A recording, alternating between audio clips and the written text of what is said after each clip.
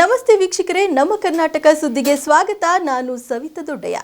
ತುಮಕೂರು ನಗರದ ಅಗಲಕುಂಟೆಯಲ್ಲಿರುವ ಎಚ್ಎಂ ಗಂಗಾಧರಯ್ಯ ಸ್ಮಾರಕ ಭವನದಲ್ಲಿ Siddhartha academy of higher education ವಿದ್ಯಾಲಯದ 13ನೇ ಘಟಿಕೋತ್ಸವ ಹಾಗೂ ರ್ಯಾಂಕ್ ವಿದ್ಯಾರ್ಥಿಗಳಿಗೆ ಚಿನ್ನದ ಪದಕ ವಿತರಣಾ ಕಾರ್ಯಕ್ರಮ ಆಯೋಜಿಸಲಾಗಿತ್ತು.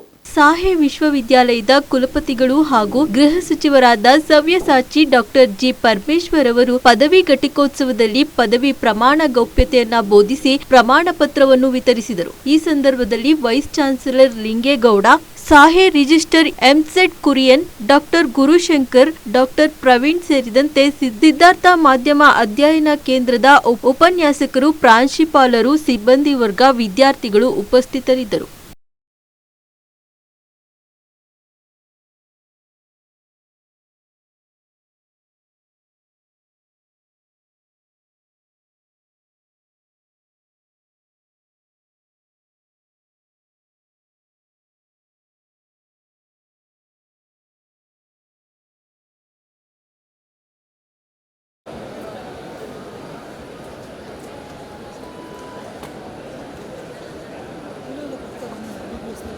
Requesting all postgraduates from the medical section to be ready.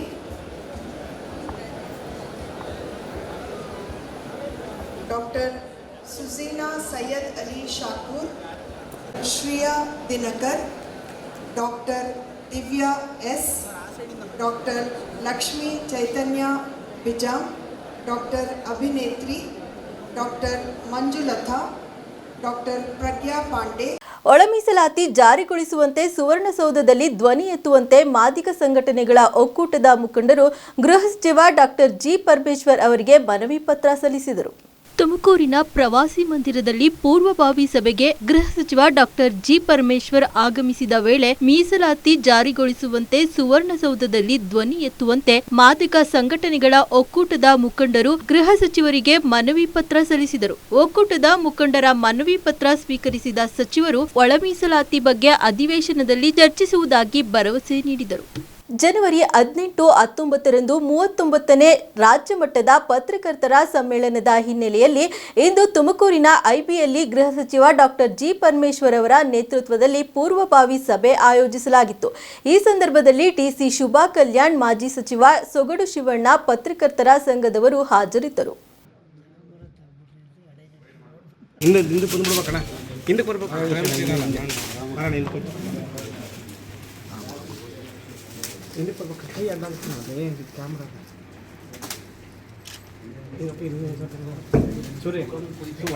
Sir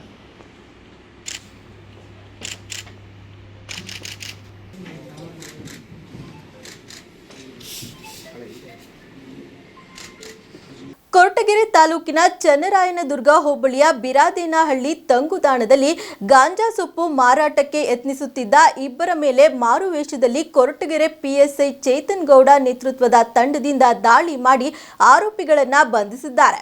ಸಿದ್ದರಬೆಟ್ಟದ ಸೂರ್ಯಗುಹೆಯ ಸಮೀಪದ ಅರಣ್ಯದಲ್ಲಿ ಅಕ್ರಮವಾಗಿ ಗಾಂಜಾ ಗಿಡ ಬೆಳೆದು ಕೊರಟಗೆರೆಯ ಹಲವೆಡೆ ಮಾರಾಟ ಮಾಡುತ್ತಿದ್ದ ಖತರ್ನಾಕ್ ಕದೀಮರು ತುಂಬಾಡಿಯಿಂದ ಸಿದ್ದರಬೆಟ್ಟಕ್ಕೆ ಸಂಪರ್ಕ ಕಲ್ಪಿಸುವ ಮಾರ್ಗದ ಬಿರದೇನಹಳ್ಳಿ ತಂಗುದಾಣದ ಸಮೀಪ ಹಳ್ಳಿಯ ಯುವಕರಿಗೆ ಗಾಂಜಾ ಸೊಪ್ಪು ಮಾರಾಟಕ್ಕೆ ಯತ್ನಿಸಿದ್ದರು. ಈ ವೇಳೆ ಪಿಎಸ್ಐ ಚೇತನ್ ಗೌಡ ನೇತೃತ್ವದ ಪೊಲೀಸರ ತಂಡ ಇಬ್ಬರನ್ನ ಬಂಧಿಸಿದ್ದಾರೆ. ಸಿದ್ದರಬೆಟ್ಟದ ವಾಸಿಯಾದ ಹೇಮಂತ್ ಕುಮಾರ್ ಮತ್ತು ನೇಗಲಾಲದ ಭೀಮರಾಜು ಎಂಬ ಇಬ್ಬರು ಬಂಧಿತ ಆರೋಪಿಗಳು. ಇಬ್ಬರು ಆರೋಪಿಗಳಿಂದ ಬರೋಬ್ಬರಿ 1,50,000 ಮೌಲ್ಯದ 2 ಕೆಜಿ 400 ಗ್ರಾಂ ಗಾಂಜಾ ಸೊಪ್ಪು ಪೊಲೀಸರು ವಶಕ್ಕೆ ಪಡೆದಿದ್ದಾರೆ. ಕೊರಟಗೆರೆ ಪಿಎಸ್ಐ ಚೇತನ್ ಗೌಡ, ಕ್ರೈಂ ಸಿಬ್ಬಂದಿಗಳಾದ ದೊಡ್ಡಲಿಂಗಯ್ಯ, ಮೋಹನ್, ಪ್ರದೀಪ್, ಸಿದ್ರಾಮ್ ನೇತೃತ್ವದಲ್ಲಿ ದಾಳಿ ನಡೆಸಿ ಇಬ್ಬರು ಆರೋಪಿಗಳ ಮೇಲೆ ಪ್ರಕರಣ ದಾಖಲಿಸಲಾಗಿದೆ. ಇನ್ನು ಮಾದಕ ವಸ್ತುಗಳನ್ನು ಮಾರಾಟ ಮಾಡುವ ಕದೀಮರ ಎಡೆಮುರಿ ಕಟ್ಟಿ ಬುಡ ಸಮೇತ ಕಿತ್ತು ಹಾಕಲು ಪೊಲೀಸ್ ಇಲಾಖೆ ಸಜ್ಜಾಗಿರುವುದು ಸಾರ್ವಜನಿಕ ವಲಯದಲ್ಲಿ ಮೆಚ್ಚುಗೆ ವ್ಯಕ್ತವಾಗಿದೆ. ತುಮಕೂರು ಜಿಲ್ಲೆ ಶಿರಾ ತಾಲೂಕು ಕಸಬಾ ಹೋಬಳಿಯ ಗಿಡಗನಹಳ್ಳಿ ಕ್ರಾಸ್ ಬಳಿ ರೈತರ ಜಮೀನಿಗೆ ಸೂಕ್ತ ಪರಿಹಾರವನ್ನು ನೀಡುವಂತೆ ನೂರಾರು ರೈತರು ಒತ್ತಾಯಿಸಿ ನ್ಯಾಷನಲ್ ಹೆದ್ದಾರಿ ಹೈವೇಯಲ್ಲಿ ಟೈರ್ಗೆ ಬೆಂಕಿ ಹಚ್ಚಿ ರಸ್ತೆ ತಡೆ ನಡೆಸಿ ಪ್ರತಿಭಟನೆ ನಡೆಸಿದರು. ಸರ್ಕಾರದವರು ಇಲ್ಲಿನ ರೈತರಿಗೆ 1 ಕುಂಟೆಗೆ 9,761 ರೂಪಾಯಿ ಪರಿಹಾರದ ಹಣ ನೀಡುತ್ತಿರುವುದು ಎಷ್ಟರ ಮಟ್ಟಿಗೆ ಸರಿ?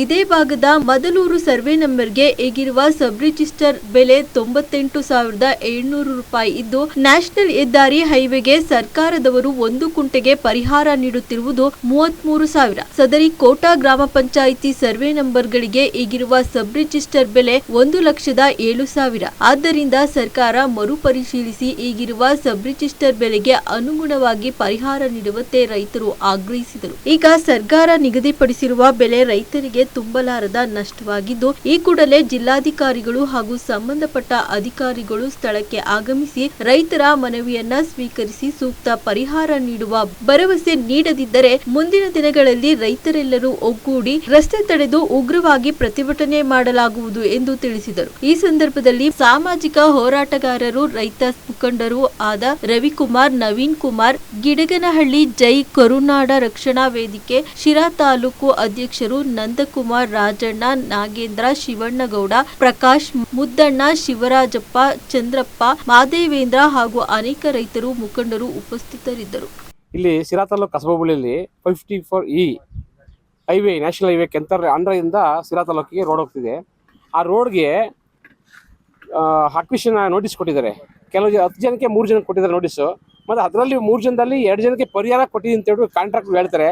ಮತ್ತು ಇಲ್ಲಿವರೆಗೂ DC ಅವರಾಗಲಿ, ತಹಸೀಲ್ದಾರ್ ಆಗಲಿ, ಶಾಸಕರಾಗಲಿ, ಒಬ್ಬ ರಾಜಕೀಯ ಲೀಡರ್ ಆಗಲಿ ಇಲ್ಲಿಗೆ ಒಬ್ಬರು ಬಂದಿಲ್ಲ, ಈ ಸ್ಥಳಕ್ಕೆ ಬಂದಿಲ್ಲ. ಈಗ ರೈತರು ಇರೋದು 1/2 ಎಕರೆ 3 ಎಕರೆ ಜಮೀನಿದೆ. ಇವರು ಈ ಶಾಸಕರು ಓಟ್ ಕೇಳಕ್ಕೆ ಇಷ್ಟು ಇಂಟ್ರೆಸ್ಟ್ ಆಗಿ ಬರ್ತಾರಲ್ಲ, ಈಗ ಯಾಕೆ ಇಷ್ಟೊಂದು ಜನ ಪರಿಹಾರ ಆಗಿದೆ, ಸಮಸ್ಯೆ ಆಗಿದೆ, ಪರಿಹಾರ ಕೊಡಿಸುವಂಥ ಜ್ಞಾನ ಒಬ್ರಿಗೆ ಇಲ್ವಾ? ಉಸ್ತುವಾರಿ ಸಚಿವರಾಗಲಿ, ಜಿ ಪರಮೇಶ್ವರ್ ಸಾಹೇಬರು ಇಮ್ಮಿಡಿಯೇಟ್ ಇದ್ರ ಬಗ್ಗೆ ಗಮನ ವಹಿಸಬೇಕು. ಯಾಕೆಂದರೆ ಇದು DC ಅವರಿಗೆ ಎಷ್ಟಿಗೆ ಗೊತ್ತಿದೆ. ಯಾಕೆಂದರೆ ಶಿರಾ ತಾಲೂಕಿಗೆ ರೈತರನ್ನ ಬನ್ನಿ ಅಂತ ಕರ್ಸ್ಕೊಂಡು ಸುಮಾರು 4-5 ಸಲ ಕರ್ಸ್ಕೊಂಡಿದ್ದಾರೆ. ಒಂದ್ಸಲ ಬಂದಿಲ್ಲ DC ಅವರು. ಮತ್ತು ಶಾಸಕರು ಬರ್ತಾರೆ, ಅವ್ರ ಮನೆ ಕಡೆ ಕೂತ್ಕೊಳ್ತಾರೆ. ಬಟ್ ರೈತರನ್ನ ಈ ವಿಷಯ ಬಗ್ಗೆ, ಈ ರೋಡ್ ವಿಷಯಕ್ಕೆ ಗಮನ ಇರಿಸಲ್ಲ. ಬೇರೆ ವಿಷಯಕ್ಕೆ ಮೀಟಿಂಗ್ ಮಾಡ್ತಾರೆ, ಬೇರೆ ಪ್ರೋಗ್ರಾಮ್ಗೆ ಹೋಗ್ತಾರೆ. ಶಾಸಕರು ಈ ವಿಷಯಕ್ಕೆ ಗೊತ್ತಿಲ್ಲ. ದಯವಿಟ್ಟು ಇದ್ರ ಬಗ್ಗೆ ಗಮನ ಹರಿಸಿ ಮುಂದಿನ ಗುರುವಾರ, ಶುಕ್ರವಾರ ರೈತರಿಗೆ ಪರಿಹಾರ ಕೊಡಿಸ್ತಾ ಇದ್ದಂದ್ರೆ DC ಅವರು ಮತ್ತು DC ಕಚೇರಿ ಮುಂದೆ ನಾವು ಸ್ಟ್ರೈಕ್ ಮಾಡೋಕೆ ನಾವು ರೆಡಿ ಇದ್ದೀವಿ. 9,700 ಚಿಲ್ಲರೆ 1 ಕುಂಟೆಗೆ ಜಮೀನು ಕೊಟ್ಟರೆ ಏನು ಅರ್ಥ ಇರುತ್ತಾ? ದಯವಿಟ್ಟು ಹೇಳ್ತೀನಿ ಕೇಳಿ. ಈ ಪರಿಹಾರ ಕೊಟ್ಟರೆ ಎಲ್ಲ ರೈತರು ವಿಷ ಕುಡಿಬೇಕಾಗುತ್ತೆ. ಇದಕ್ಕೆ ನೇರ ಹೊಣೆ ಶಾಸಕರು ಮತ್ತು DC ಅವರು ಆಗ್ತಾರೆ. ಇಲ್ಲಿ ಬಂದು ಪರಿಹಾರ ಸರಿಯಾದ ಪರಿಹಾರ ಕೊಡಿಸಿಲ್ಲ ಅಂತಂದ್ರೆ ಉಗ್ರ ಹೋರಾಟ ಮಾಡೇ ಮಾಡ್ತೀವಿ. ಯಾವುದೇ ಕಾರಣಕ್ಕೆ ಬರೋದಲ್ಲ. ಇದ್ರ ಬಗ್ಗೆ ಎಲ್ಲ ರೈತರು ಒಗ್ಗಟ್ಟಾಗಿ ನಾವು ಬಂದಿದ್ದೀವಿ. ಈ ಕಾಂಟ್ರಾಕ್ಟ್ ಇಲ್ಲಿ ಏನಿದೆ ಎಲ್ಲರಿಗೂ ಡಿವೈಡ್ ಮಾಡ್ತಿದ್ದಾರೆ. ಸುಮಾರು ಜನಕ್ಕೆ ಹಣ ಹಾಕಿದೀವಿ ಅಂತ ಹೇಳ್ತಾರೆ, 1 ಜನಕ್ಕೆ ಹಣ ಹಾಕಿಲ್ಲ ಅಂತ ಹೇಳ್ತಾರೆ, ಒಂದು ಡಿವೈಡ್ ಮಾಡ್ತಿದ್ದಾರೆ. ಇವತ್ತಿಂದ ಎಲ್ಲ ರೈತರು ಒಗ್ಗಟ್ಟಾಗಿದ್ದೀವಿ. ಮುಂದಿನ ಶುಕ್ರವಾರದೊಳಗಡೆ DC ಮತ್ತು ಶಾಸಕರು ಬಂದಿಲ್ಲ, ಸರಿಯಾದ ಪರಿಹಾರ ಕೊಟ್ಟಿಲ್ಲ ಅಂತಂದ್ರೆ ನ್ಯಾಯವಾದ ಏನು ಸಬ್ ವ್ಯಾಲಿ ಏನು ಕೊಟ್ಟಿದ್ದಾರೆ ಆ ಪ್ರಕಾರ ಕೊಟ್ಟಿಲ್ಲ ಅಂತಾರೆ, ಉಗ್ರ ಹೋರಾಟ ಮಾಡೇ ಮಾಡ್ತೀವಿ. ಈ ರೋಡ್ ಬಂದ್ ಮಾಡಿ ಶಿರಾ ತಾಲೂಕಿಂದ ತುಮಕೂರುವರೆಗೂ ನಾವು ಸ್ಟ್ರೈಕ್ ಮಾಡೋಕ್ಕೆ ನಾವು ನಡೀತೀವಿ. ರೈತರ ಹೋರಾಟ ಏನು ನಡೀತಾ ಇದೆ ಈ ಭಾಗದಲ್ಲಿ, NH4 544E ಒಂದು ರಸ್ತೆ ಕಾಮಗಾರಿ ಶುರುವಾಗ್ತಾ ಇದೆ. ಈ ಭಾಗದಲ್ಲಿ ರೈತರುಗಳಿಗೆ ಅಪಾರ ನಷ್ಟ ಮಾಡ್ಕೊಳ್ತಿದ್ದಾರೆ. ಅಂದರೆ ಅಲ್ಪ ಸ್ವಲ್ಪ ಜಮೀನುಗಳನ್ನ ಸಹ ಇವರು ರಸ್ತೆಗೆ ಬಳಸ್ಕೊಳ್ತಾ ಇದ್ದಾರೆ. ಬಳಸ್ಕೊಂಡು ಸಹ ಅದಕ್ಕೆ ಎಷ್ಟು ಪೂರಕವಾದ ಅಮೌಂಟು ಕೊಡಬೇಕು ಅದನ್ನು ಕೊಡ್ತಾ ಇಲ್ಲ. ಸ್ವಲ್ಪ ಜಮೀನುಗಳನ್ನು ದುಡ್ಕೊಂಡು ತಿನ್ನೋಕೆ ಅಂತ ಇರ್ತಕ್ಕಂಥ ಜಮೀನುಗಳು ಸಹ ಇವರು ರಸ್ತೆಗೆ ಬಳಸ್ಕೊಂಡು ಆ ರೈತನಿಗೂ ಸಹ ಎಷ್ಟು ಅಮೌಂಟ್ ಕೊಡಬೇಕು ಅಂತಂದೇಳ್ಬಿಟ್ಟು ಸರ್ಕಾರ ಎಷ್ಟು ನಿಗದಿಪಡಿಸಿದೆಯೋ ಅದನ್ನು ಪೂರಕ ಅಮೌಂಟು ಕೊಡ್ದಂಗೆ ಗುತ್ತಿಗೆದಾರಗಳು ಮತ್ತು ಮಧ್ಯವರ್ತಿಗಳು ಇವರೆಲ್ಲನ ದುರ್ಬಳಕೆ ಮಾಡಿಕೊಂಡು ರೈತರನ್ನ ಎದುರಿಸಿ ಬೆದರಿಸ್ಕೊಂಡು ಇಲ್ಲಿ ರಸ್ತೆ ಕಾಮಗಾರಿ ಶುರು ಮಾಡ್ತಾ ಇದ್ದಾರೆ. ಈ ರೈತರುಗಳು ಗಮನಕ್ಕೆ ಬಂದು ಆ ರೈತರುಗಳಿಗೆ ಪೂರಕ ಮಾಹಿತಿ ಸಹ ತಲುಪಿಸಿರ್ಲಿಲ್ಲ. ಆ ಒಂದು ಷಡ್ಯಂತ್ರಗಳಿಂದ ದೂರಪಟ್ಟು ಇವತ್ತು ರೈತರೆಲ್ಲ ಒಗ್ಗಟ್ಟಾಗಿ ನಮಗೆ ಪೂರಕ ಮಾಹಿತಿಯನ್ನು ಕೊಡಿ, ಆದರೆ ನಮ್ಮ ಸ್ವಲ್ಪ ಜಮೀನುಗಳು ಏನಿದಾವೆ ಆ ಸ್ವಲ್ಪ ಜಮೀನಾಗೆ ನಾವು ಇಷ್ಟು ದಿನ ಜೀವನ ಮಾಡ್ತಾ ಇದ್ದೀವಿ. ಆ ಜೀವನಕ್ಕೂ ಸಹ ಈ ಥರ ತೂತು ತಂದಿದ್ದಾರೆ. ಆ ಕುತ್ತು ತಂದಿರೋದ್ರಿಂದ ನಮಗೇನು ಪರಿಹಾರ ಕೊಡಬೇಕು, ನೇರ ಪರಿಹಾರ ನಮ್ಮ ಖಾತೆಗೆ ನೇರ ಕೊಡಿ, ನಮಗೆ ಎಷ್ಟು ಸರ್ಕಾರ ಆದೇಶ ಹೊಡೆದಿದೆ ಅಷ್ಟು ಅಮೌಂಟ್ ಕೊಡಿ ಅಂತಂದೇಳ್ಬಿಟ್ಟು. ಇನ್ನು ಈ ಭಾಗದಲ್ಲಿ ನೋಡ್ಬೋದು, ಮೊದಲೂರು ಕೆರೆ ಐತಿಹಾಸಿಕ ಪ್ರಸಿದ್ಧ ಕೆರೆ. ಇಲ್ಲಿ ಎಷ್ಟೋ ರೈತರುಗಳಿಗೆಲ್ಲ ಇವಾಗ ನೀರು ಬಿಟ್ಟು ಅವಕಾಶ ಮಾಡ್ಕೊಂಡು ಕೊಟ್ಟಿದ್ದಾರೆ. ಈಗ ಭೂಮಿನ ನಂಬ್ಕೊಂಡು ಜೀವನ ಮಾಡ್ತಾ ಇರ್ತಕ್ಕಂಥ ಇವಾಗ ಎಷ್ಟು ರಸ್ತೆಗಳು ಭೂಮಿ ಹೋಗಿದ್ದಾವೆ ಅವೆಲ್ಲ ಬೋರ್ವೆಲ್ ಇದ್ದಾವೆ. ಇಲ್ಲಿ ಯಾವುದು ಬರಡು ಭೂಮಿ ಇಲ್ಲ. ಆಗ ರೈತ ಬೋರ್ವೆಲ್ ಹಾಕೊಂಡು ಜೀವನ ಮಾಡ್ತಾ ಇರ್ತಕ್ಕಂಥ ರೈತನ ಹೊಟ್ಟೆ ಬಡ್ದು ಕೂಲಿ ಸಾಲ ಗೀಲ ಮಾಡ್ಕೊಂಡು ಬೋರ್ ಹಾಕಿಸ್ಕೊಂಡು ಇವಾಗ ಸ್ವಂತ ದುಡಿಮೆಯನ್ನು ಸೃಷ್ಟಿ ಮಾಡ್ಕೊಂಡು ಬದುಕ್ತಾ ಇದ್ದ. ಆ ಬದುಕಂತ ದಾರಿನೂ ಸಹ ಕುತ್ತು ತಂದು ಮಾಡ್ತಾ ಇದ್ದಾರೆ.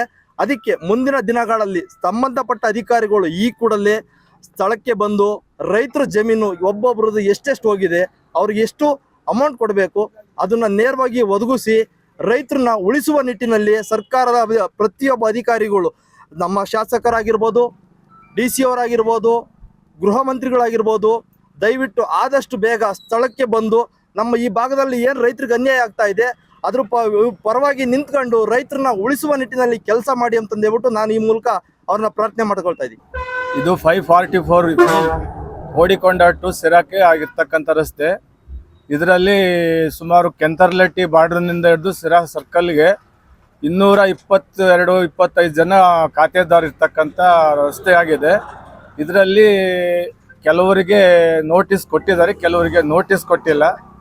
ಇನ್ನೂ ಕೆಲವರಿಗೆ ಅವಾರ್ಡನ್ನು ಸರಿಯಾಗಿ ಫಿಕ್ಸ್ ಮಾಡಿಲ್ಲ. ಈ ಅವಾರ್ಡ್ ಕಮ್ಮಿ ಆಗಿರೋದ್ರಿಂದ ಇದಕ್ಕೆ ಸರ್ಕಾರದ ವತಿಯಿಂದ ಹೆಚ್ಚಿನ ಪರಿಹಾರ ಅನುದಾನ ಕೊಡಬೇಕಂತೇಳಿ ತಾವು ಈ TV ಮೂಲಕ ಕೇಳ್ಕೊಳ್ತಾ ಇದ್ದೀವಿ. ಸರ್ಕಾರಿ ಕಚೇರಿಗಳಲ್ಲಿ ಪರಿಶಿಷ್ಟ ಜಾತಿ ಮತ್ತು ವರ್ಗದ ಜನರ ಕೆಲಸ ಮಾಡಿಕೊಡದ ಮತ್ತು ಅವರ ಗ್ರಾಮದ ಸಮಸ್ಯೆಗಳನ್ನು ಆಲಿಸದ ಸರ್ಕಾರಿ ಅಧಿಕಾರಿಗಳ ವಿರುದ್ಧ ಕುಂದುಕೊರತೆ ಸಭೆಯಲ್ಲಿ ದಲಿತ ಸಮುದಾಯದ ಮುಖಂಡರು ಆಕ್ರೋಶ ವ್ಯಕ್ತಪಡಿಸಿದರು. ಕೊರಟಗೆರೆ ಪಟ್ಟಣದ ಡಾಕ್ಟರ್ BR ಅಂಬೇಡ್ಕರ್ ಭವನದಲ್ಲಿ ಶುಕ್ರವಾರ ನಡೆದ ತಾಲೂಕು ಮಟ್ಟದ ಪರಿಶಿಷ್ಟ ಜಾತಿ ಮತ್ತು ವರ್ಗದ ಕುಂದುಕೊರತೆ ಸಭೆಯಲ್ಲಿ ಸರ್ಕಾರಿ ಅಧಿಕಾರಿಗಳನ್ನ ತೀವ್ರ ತರಾಟೆಗೆ ತೆಗೆದುಕೊಂಡು ಮುಂದಿನ ಸಭೆಗೆ ಮಾನ್ಯ ಶಾಸಕರೇ ಬರುವಂತೆ ಆಗ್ರಹ ಮಾಡಿದ್ದಾರೆ. ಪಟ್ಟಣ ಪಂಚಾಯಿತಿಯ ಅಂಗಡಿ ಮಳಿಗೆಗಳಿಗೆ ಪ್ರತಿನಿತ್ಯ ಅನೈತಿಕ ಚಟುವಟಿಕೆ ನಡೆಯುತ್ತಿದೆ. 4 ವರ್ಷದ ಹಿಂದೆ ಕಟ್ಟಿರುವ ಅಂಗಡಿ ಮಳಿಗೆಗಳಿಗೆ ಇಲ್ಲಿಯವರೆಗೆ ಏಕೆ ಹರಾಜು ಮಾಡಿಲ್ಲ? ವಾರ್ಡಿನ ಸದಸ್ಯನಾಗಿ ನಾನೇ ಹರಾಜು ಹಾಕಿಸ್ತೀನಿ, ನೀವು ಹರಾಜು ಮಾಡಿಸ್ತೀರೋ ಅಥವಾ ನಾವೇ ನೇರವಾಗಿ ಪ್ರವೇಶ ಮಾಡೋಣವೇ? ನೀವೇ ಹೇಳಿ. ಸಾಹೇಬ್ರ ಬಳಿ ಹೋಗಿ ಚಾಡಿ ಹೇಳ್ತೀರಾ? ಹೇಳಿ. ಜನರ ಕೆಲಸ ಆಗದಿದ್ರೆ ನಾವು ಜನರ ಮುಂದೆ ಹೋಗೋದು ಹೇಗೆ ಎಂದು ಪಟ್ಟಣ ಪಂಚಾಯಿತಿ ಸದಸ್ಯ KR ಓಬಳರಾಜು ಮತ್ತು ನಂದೀಶ್ ಪ್ರಶ್ನೆ ಮಾಡಿದರು. ಗಣಿಗಾರಿಕೆ ನಡೆಯುತ್ತಿರುವ ಬಿಕ್ಕೆಗುಟ್ಟೆ ಸುತ್ತಮುತ್ತ ದಲಿತರೇ ವಾಸ ಮಾಡ್ತಿದ್ದಾರೆ. ಗ್ರಾಮ ಪಂಚಾಯಿತಿ ಸದಸ್ಯರು ಜನರ ಸಮಸ್ಯೆ ಆಲಿಸುತ್ತಿಲ್ಲ. ಸರ್ಕಾರಿ ಅಧಿಕಾರಿಗಳಿಗೆ ನಮ್ಮ ನೋವು ತಿಳಿದುಕೊಳ್ಳುವ ತಾಳ್ಮೆಯೇ ಇಲ್ಲ. ಕ್ರಷರ್ನ ಧೂಳು ಮತ್ತು ಗಣಿಗಾರಿಕೆ ಶಬ್ದದಿಂದ ಬದುಕು ನಡೆಸುವುದೇ ಕಷ್ಟ ಸಾಧ್ಯ ಎಂದು ಸಾಮಾಜಿಕ ಹೋರಾಟಗಾರ ಜಟ್ಟಿ ಅಗ್ರಹಾರ ನಾಗರಾಜ್ ತಮ್ಮ ನೋವನ್ನು ವ್ಯಕ್ತಪಡಿಸಿದರು.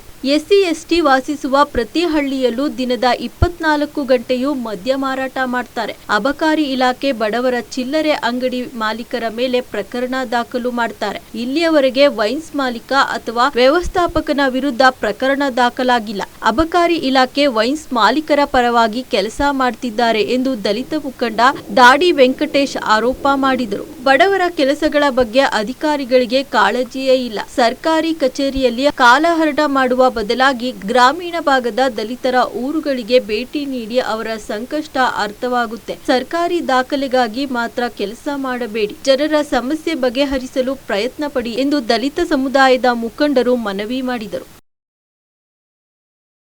ಇಲ್ಲಾಂದ್ರೆ SC ಸಮುದಾಯದ ಹುಡುಗರನ್ನ ಅಂಗಡಿಗಳು ಕೊಂಡಿಸ್ತೀವಿ.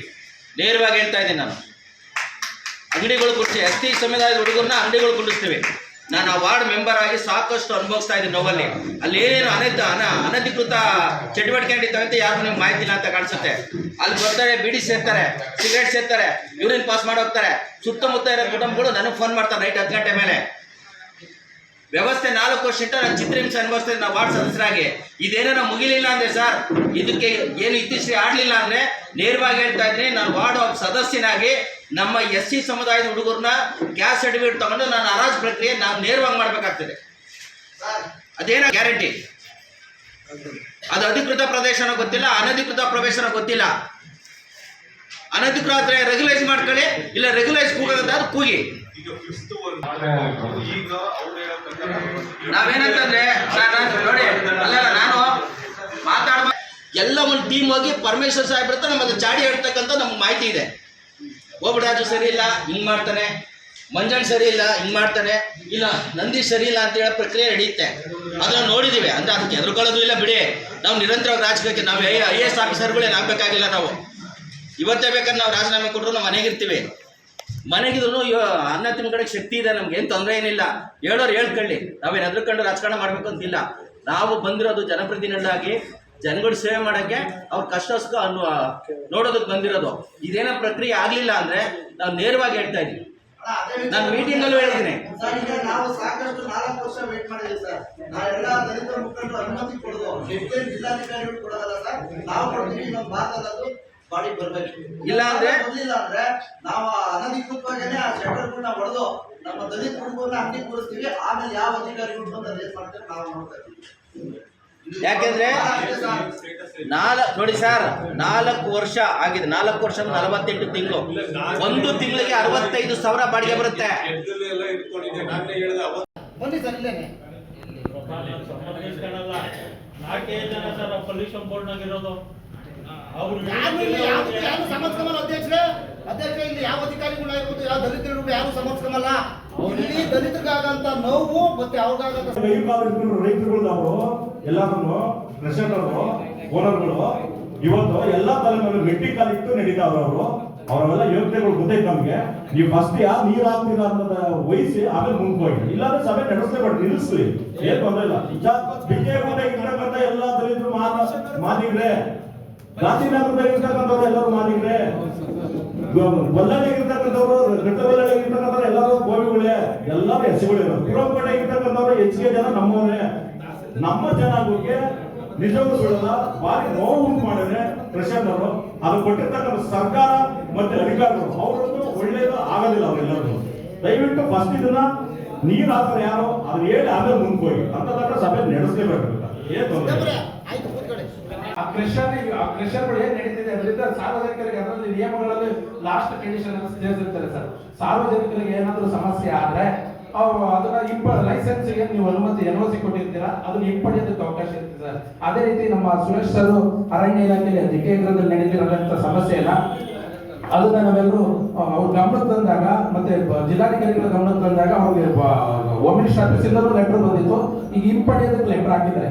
ಅದೇ ರೀತಿ ತಾವು ಅಲ್ಲೇನು ಚೊಂಬರಹಳ್ಳಿ, ಬಿಕ್ಕೆಗುಡ್ಡೆ ಈ ಸುತ್ತಮುತ್ತ ನಡೀತಾರಂತ ಕ್ರೆಷರ್ಗಳಿಗೆ ವಾಸ್ತವಾಂಶ ಪರಿಶೀಲನೆ ಆಗಿದೆ ಸರ್. ಲಾಸ್ಟ್ ಟೈಮ್ ಹಿಂದೆ ನಹಿದ ಮೇಡಮ್ ಸಂಪೂರ್ಣವಾಗಿ ತಡೆಯೋದಕ್ಕಿಂತ ಪಾಪ ಆನಿಷ್ಟಾಗೆ ಮುಂದಾದ್ರು. ಅವ್ರಿಗೆ ಏನು ಒತ್ತಡ ಬಂತು ಏನು ಗೊತ್ತಿಲ್ಲ, ಅವ್ರು ಸಂಪೂರ್ಣ ಮಾಡ್ತೀನಿ ಅಂತ ಅಂದವರು ಏಕಾಗಿ ಕೈಬಿಟ್ಟು ಹೋದ್ರು. ಈ ರೀತಿ ಈಗ ನಾನು ಅವಾಗ ಸಭೆ ಮುಂದೆ ಹೇಳಿದ ಕ್ಷೇತ್ರದಲ್ಲಿ ಇವತ್ತು ನಮ್ಮ ಹಕ್ಕುಗಳಿಗಾಗಿ ಇನ್ನೂ ಪ್ರತಿಭಟಿಸ್ಕೊಂಡು ಹೋರಾಟ ಮಾಡ್ಕೊಂಡು ನಿಮ್ಮನ್ನ ಮನವಿ ಮಾಡ್ಕೊಂಡಿದೀವಿ ಅಂತಂದ್ರೆ ನಾವಿನ್ನು ಸಂವಿಧಾನದಲ್ಲಿ ಸ್ವಾತಂತ್ರ್ಯ ವರ್ಷ ಆದ್ರು. ಆ ಒಂದು ವಿಷಯದಲ್ಲಿ ನಾವು ಸಚಿವರನ್ನ ಮೆಚ್ಚೋದಕ್ಕೆ, ಸಚಿವರು ಇದು ಮಾಡೋದಕ್ಕೆ ನಾವೆಲ್ಲರನ್ನು ಸಹಿಸ್ಕೊಂಡು ಇರೋದಕ್ಕಾಗಲ್ಲ. ಅದಕ್ಕೆ ಘಟನೆ ನಮ್ಮ KSRTC ನಡೆದಂತದ್ದು. KSRTC ಒಂದು ಘಟನೆ ನಡೆದಿದೆ. ಅದಕ್ಕೆ ನಾನು ವೆಂಕಟೇಶ್ ಅಣ್ಣ ಸಂಪೂರ್ಣ ಈ ವಿಷಯ ಹೇಳಬೇಕು ಸರ್. ಯಾಕಂದ್ರೆ ಏನು ವಿಚಾರ ಅಟ್ರಾಸಿಟಿ ಆಗಲ್ಲ. ನಿಜವಾದ ನಾವು ಪೊಲೀಸ್ ಇಲಾಖೆಗಾಗಿರ್ಲಿ ನಿಮ್ಗಾಗಿರ್ಲಿ ಈ ನಕಲಿ ಅಟ್ರಾಸಿಟಿ ಕೊಟ್ರೆ ನಾವು ಯಾವತ್ತೂ ಬೆಂಬಲಿಸಲ್ಲ. ಅಂತದಕ್ಕೆ ನಾವು ಸಪೋರ್ಟ್ ಮಾಡಲ್ಲ. ಅಟ್ರಾಸಿಟಿಗಳಲ್ಲಿ ವಾಸ್ತವಾಂಶ ನಡೆದಿರೋದನ್ನ ನಾವು ಸಹಿಸ್ಕೊಂಡಿರ್ಬೇಕು ಅಂತಂದ್ರೆ ಯಾವೊಬ್ಬ ಅಧಿಕಾರಿ, ಒಬ್ಬ ಚುನಾವಣೆ ಪ್ರತಿನಿಧಿ ಅವರು ವ್ಯಕ್ತಿತ್ವ ಧಕ್ಕೆ ಬದ್ಧತೆ ಇರೋದನ್ನ ಇಡುಗಟ್ಟಿ ಮಾಡ್ತಾರೆ ಅಂತಂದ್ರೆ ನಾವು ಅದನ್ನ ಸಹಿಸ್ಕೊಳ್ಳೋಕ್ಕಾಗಲ್ಲ. ನಮ್ಮ ಪ್ರಾಣದ ಅಂಗನ್ನು ತೊರೆದಾಗ್ಲಿ ನಾವು ಈ ವಿಚಾರವಾಗಿ ನೊಂದವರಿಗೆ ನ್ಯಾಯ ಕೊಡಿಸಲೇಬೇಕಾಗ್ತದೆ. ನಮ್ಮ ವರ್ಷಕ್ಕೊಂದ್ಸರಿ ಹೆಲ್ತ್ ಕ್ಯಾಂಪ್ ಮಾಡ್ತೀವಿ ಸರ್, ಸಾಕು. ನಿಮ್ಮ ಒಬ್ಬರಿಗೆ ಹೇಳಿದ್ರನ್ನ ದಯಮಾಡಿ ವಿಚಾರನ DC ಸಭೆಗೆ ಇಡಿ ಸರ್. ಎಲ್ಲ ಅಬಕಾರಿ ಇಲಾಖೆಯ ಒಂದು ಏನು ನಿರ್ಲಕ್ಷ್ಯ ಅಂತ ಹೇಳಿರ್ತಾರೆ. ಈ ಒಂದು ವಿಷಯದ ಕುರಿತಾಗಿ ಏನು MRP ಕೇಂದ್ರಗಳು ಹೊರತುಪಡಿಸಿ ಬೇರೆ ಕಡೆ ಎಸ್ಪೆಷಲಿ ಕಾಲೋನಿಗಳಲ್ಲಿ ಅದನ್ನು ಯಾವುದೇ ರೀತಿಯಾದಂಥ ಕಾನೂನು ಬಾಹಿರವಾಗಿ ಮಾರಾಟ ಮಾಡಬಾರ್ದು ಅಂತೇಳಿ, ಅಂಥವು ಮಾರಾಟ ಮಾಡಿದರೆ ಶಿಸ್ತು ಕ್ರಮ ಕೈಗೊಳ್ಳಬೇಕಂತಲೂ ಕೂಡ ಅಬಕಾರಿ ಇಲಾಖೆ ಅಧಿಕಾರಿಗಳೇ ವೈಫಲ್ಯ ಆಗಿದ್ದಾರೆ ಸರ್. ಏನು ಇವಾಗ ಸುದ್ದಿ ಬಿತ್ತರ ಆಗುತ್ತೆ, ಸುದ್ದಿ ಪ್ರಕಟ ಆಗುತ್ತೆ, ಆ ಕ್ಷಣನೇ ಅವರು ಅದೇ ಕಾಲೋನಿಗೆ ಹೋಗ್ತಾರೆ. ಯಾರು ಅಂಗಡಿಯಲ್ಲಿ ಚಿಲ್ಲರೆ ಅಂಗಡಿಯಲ್ಲಿ ಇಟ್ಕೊಂಡಿರ್ತಾರೆ ಅವ್ರ ಮೇಲೆ ಕೇಸ್ ಹಾಕ್ತಾರೆ. ಚಿಲ್ಲರೆ ಅಂಗಡಿ ಯಾರು ತಂದ್ಕೊಡ್ತಾರೆ ಸರ್? ಚಿಲ್ಲರೆ ಅಂಗಡಿ ತಂದ್ಕೊಡೋಂಥವ್ರು ಅವರಲ್ವ? ಸವಿಸ್ತಾರವಾಗಿ ಏನು ವಿಸ್ತೃತವಾಗಿ ಚರ್ಚೆ ಆಗಿತ್ತು. ಆ ಚಿಲ್ಲರೆ ಅಂಗಡಿಯಲ್ಲಿ ಮಾರ್ತಕ್ಕಂಥ ವ್ಯಕ್ತಿಗಿಂತಲೂ ಆ ಚಿಲ್ಲರೆ ಅಂಗಡಿಗೆ ಸಪ್ಲೈ ಮಾಡಿದಂಥ ಅಂಗಡಿ ಆಗಿರ್ಬೋದು, ವ್ಯಕ್ತಿ ಆಗಿರ್ಬೋದು, ಅಂಥವ್ರ ಮೂಲಕ ಅಂಥವ್ರನ್ನ ನಾವು ಕಾನೂನು ಕ್ರಮ ವಹಿಸಬೇಕು ಅಂತೇಳಿ ಮುಖಂಡರಾದಂಥ ಸಿದ್ದಪ್ಪರವರು ಹಿಂದೆ ಚರ್ಚೆ ಮಾಡಿದರು. ಅದ್ರ ಬಗ್ಗೆನೂ ಕೂಡ ಈಗಾಗಲೇ ನಾವು ವಿತರಣೆ ಮಾಡೋದಂಥವ್ರ ಮೇಲೂ ಕೂಡ FIR ಮಾಡಿದ್ದೀವಿ ಅಂತೇಳಿ ಅಬಕಾರಿ ಇಲಾಖೆ ಅನುಪಾಲನಾ ವರದಿ ಕೊಟ್ಟಿದೆ. ಒಂದು ವೇಳೆ ಅದಿನ್ನೂ ಕಾರ್ಯಗತ ಆಗಿಲ್ಲದೆ ಇದ್ದಲ್ಲಿ ಖಂಡಿತವಾಗ್ಲೂ ಕೂಡ ಅದನ್ನು ಕಾರ್ಯಗತ ಮಾಡೋದಕ್ಕೆ ಪ್ರಯತ್ನ ಮಾಡ್ತೀವಿ. ಬಿಜೆಪಿಯ ಹಿರಿಯ ನಾಯಕ ಲಾಲ್ ಕೃಷ್ಣ ಅಡ್ವಾಣಿ ಅವರ ಆರೋಗ್ಯ ಹದಗೆಟ್ಟ ಕಾರಣ ನವದೆಹಲಿಯ ಅಪೋಲೋ ಆಸ್ಪತ್ರೆಗೆ ದಾಖಲಿಸಲಾಗಿದ್ದು, ಅವರ ಆರೋಗ್ಯ ಸ್ಥಿತಿ ಸ್ಥಿರವಾಗಿದೆ ಎಂದು ಆಸ್ಪತ್ರೆಯ ಮೂಲಗಳು ಖಚಿತಪಡಿಸಿವೆ. ಮಾಜಿ ಉಪ ಪ್ರಧಾನಿ ಹಾಗೂ ಬಿಜೆಪಿಯ ಮುಂಚೂಣಿ ನಾಯಕ ಅಡ್ವಾಣಿ ಅವರ ಆರೋಗ್ಯದಲ್ಲಿ ಏರುಪೇರಾದ ಕಾರಣ ಶುಕ್ರವಾರ ತಡರಾತ್ರಿ ಅವರನ್ನ ಆಸ್ಪತ್ರೆಗೆ ದಾಖಲಿಸಲಾಯಿತು. ಎಲ್ಕೆ ಅಡ್ವಾಣಿ ಅವರ ಆರೋಗ್ಯ ಸ್ಥಿರವಾಗಿದೆ ಎಂದು ದೆಹಲಿಯ ಅಪೋಲೋ ಆಸ್ಪತ್ರೆಯ ಮೂಲಗಳು ಖಚಿತಪಡಿಸಿವೆ. ಸದ್ಯ ಐಸಿಯುನಲ್ಲಿ ಚಿಕಿತ್ಸೆ ಪಡೆಯುತ್ತಿರುವ ಅಡ್ವಾಣಿ ಅವರು ನಿರಂತರ ವೈದ್ಯರ ಮೇಲ್ವಿಚಾರಣೆಯಲ್ಲಿದ್ದಾರೆ ಎನ್ನಲಾಗಿದೆ. ಅವರು 2 ದಿನಗಳ ಹಿಂದೆ ಆಸ್ಪತ್ರೆಗೆ ಬಂದಿದ್ದರು ಎನ್ನಲಾಗಿದೆ. ಹಿರಿಯ ನರರೋಗ ತಜ್ಞ ವಿನೀತ್ ಸೂರಿ ಅಡ್ವಾಣಿ ಅವರಿಗೆ ಚಿಕಿತ್ಸೆ ನೀಡುತ್ತಿದ್ದಾರೆ. 97 ವರ್ಷದ ಎಲ್ಕೆ ಅಡ್ವಾಣಿ ವಯೋಸಹಜ ಸಮಸ್ಯೆಯಿಂದ ಬಳಲುತ್ತಿದ್ದು, ಕಳೆದ ಕೆಲವು ತಿಂಗಳಿಂದ ಅಡ್ವಾಣಿ ಅವರು 4ನೇ ಬಾರಿಗೆ ಆಸ್ಪತ್ರೆಗೆ ದಾಖಲಾಗಿದ್ದಾರೆ. ಗುಕೇಶ್ ದೊಮ್ರಾಜು ಅವರು ಐತಿಹಾಸಿಕ ವಿಶ್ವ ಚೆಸ್ ಚಾಂಪಿಯನ್ಶಿಪ್ ಗೆಲ್ಲುವ ಮೂಲಕ ಹೊಸ ಕ್ರೀಡಾ ತಾರೆಯಾಗಿ ಹೊರಹೊಮ್ಮಿದ್ದಾರೆ. ತನ್ನ 18ನೇ ವಯಸ್ಸಿನಲ್ಲಿ ವಿಶ್ವದ ಅತ್ಯಂತ ಕಿರಿಯ ಚೆಸ್ ಚಾಂಪಿಯನ್ಶಿಪ್ ಆಗಿರುವ ಗುಕೇಶ್ ಅವರನ್ನ ತುಮಕೂರಿನ ರೋಟರಿ ಕ್ಲಬ್ ವತಿಯಿಂದ ಸನ್ಮಾನಿಸಲಾಯಿತು. ಈ ಸಂದರ್ಭದಲ್ಲಿ ನಮ್ಮ ಕರ್ನಾಟಕ ಎಂಡಿ ಸತೀಶ್ ಉಪಸ್ಥಿತರಿದ್ದರು.